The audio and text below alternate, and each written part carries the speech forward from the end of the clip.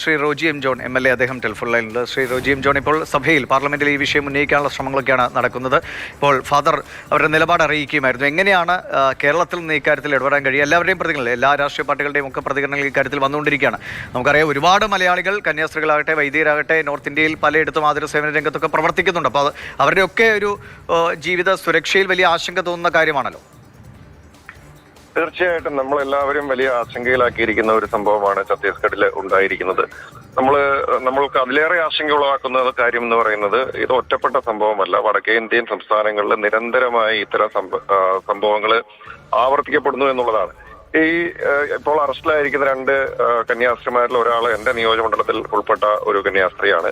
ഞാൻ അവരുടെ വീട്ടിൽ പോയിരുന്നു. അവരുടെ കുടുംബമൊക്കെ വലിയ ആശങ്കയിലാണ്. പ്രത്യേകിച്ച് അവരുടെ അമ്മ ഒരു ശസ്ത്രക്രിയയൊക്കെ കഴിഞ്ഞിരിക്കുന്ന പ്രായമായ ഒരു സ്ത്രീയാണ്.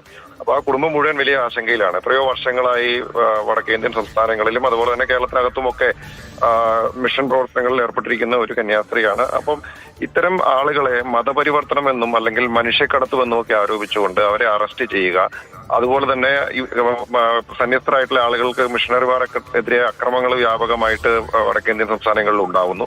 ഇതൊക്കെ വലിയ തോതിൽ ആശങ്ക ഉളവാക്കുന്ന കാര്യങ്ങൾ തന്നെയാണ്.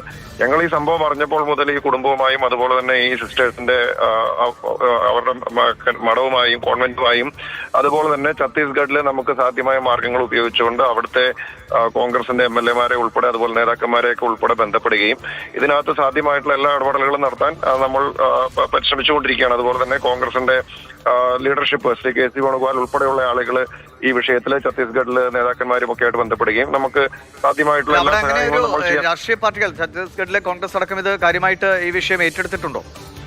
തീർച്ചയായിട്ടും ഞാൻ പറഞ്ഞല്ലോ, ഞങ്ങള് കോൺഗ്രസ് പാർട്ടി തലത്തില് നമുക്ക് ബന്ധപ്പെടാൻ സാധിക്കുന്ന എല്ലാ നേതാക്കന്മാരെയും നമ്മൾ ബന്ധപ്പെടുകയും ഞാൻ തന്നെ നേരിട്ട് ബന്ധപ്പെട്ടിട്ടുണ്ട്. അതുപോലെ തന്നെ നേതാക്കന്മാരെല്ലാവരും തന്നെ അത് ബന്ധപ്പെടുന്നുണ്ട്.